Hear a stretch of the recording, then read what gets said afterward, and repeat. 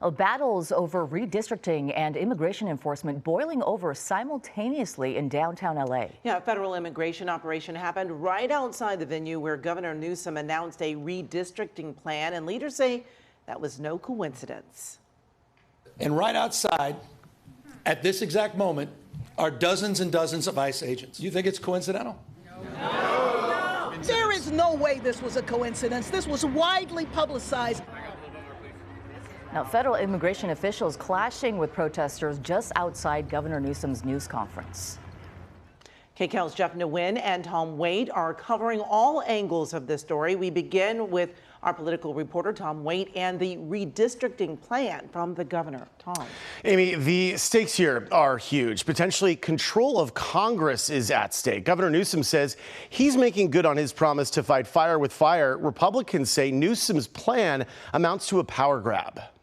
Governor Gavin Newsom.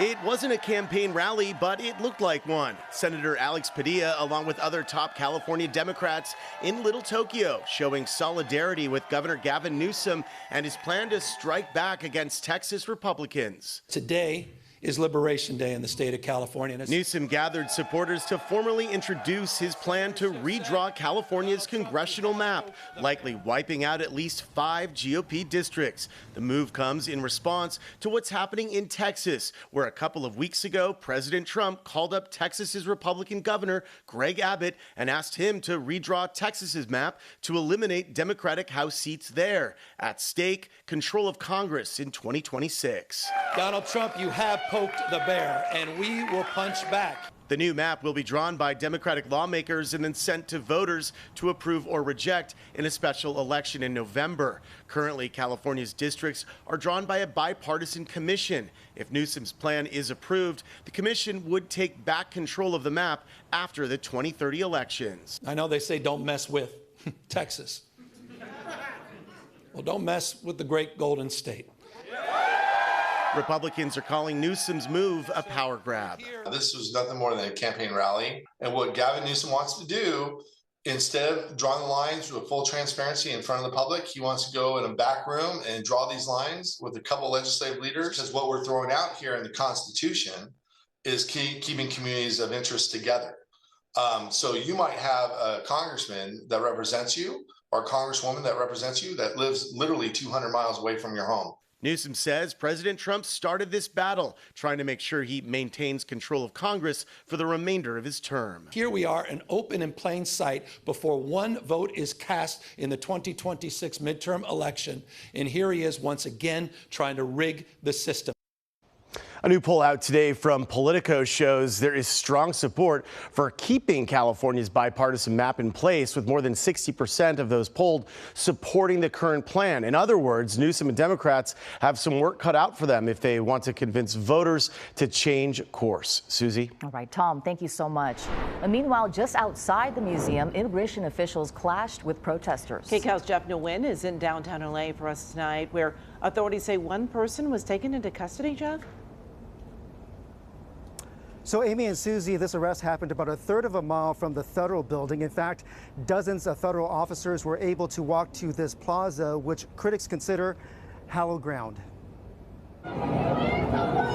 Cell phone video captured the anger from community members as Customs and Border Patrol officers made an arrest in Little Tokyo Thursday afternoon. For some reason, Angel was taken, but he wasn't doing anything. Carlos Franco says his co-worker was making a delivery out of this produce truck when he was handcuffed and taken away. He's a good person. He's not a bad person. Gregory Bovino is the commander of Customs and Border Patrol in LA. He says there was one arrest during what's being called a routine patrol. The reason for these roving patrols and the reason for our presence here in Los Angeles is to make, first off, Los Angeles a safer community, a safer place for us to live and work. At this point, this doesn't have anything to do with immigration at all. This is about causing trouble in our city. LA Mayor Karen Bass points out the immigration operation happened as Governor Gavin Newsom was holding a news conference about redistricting inside the Japanese American National Museum. And right outside, at this exact moment, are dozens and dozens of ICE agents. Donald Trump, you think it's coincidental? No.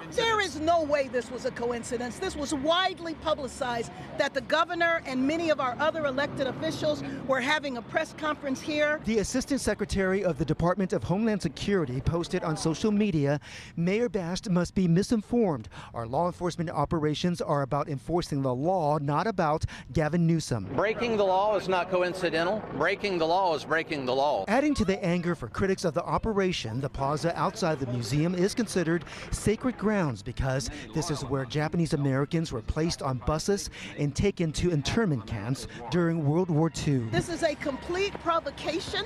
This has nothing to do with safety. In fact, this is the exact opposite of keeping our city safe. While Carlos Franco is hoping to connect with his co-worker and find out where he's been taken. If we can maybe bail him out, help him out.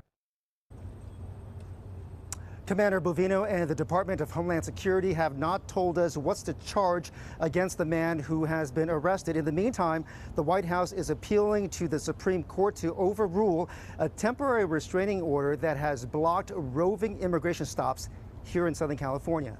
We're live in downtown Los Angeles. Jeff Nguyen, KCAL News. Jeff, thank you.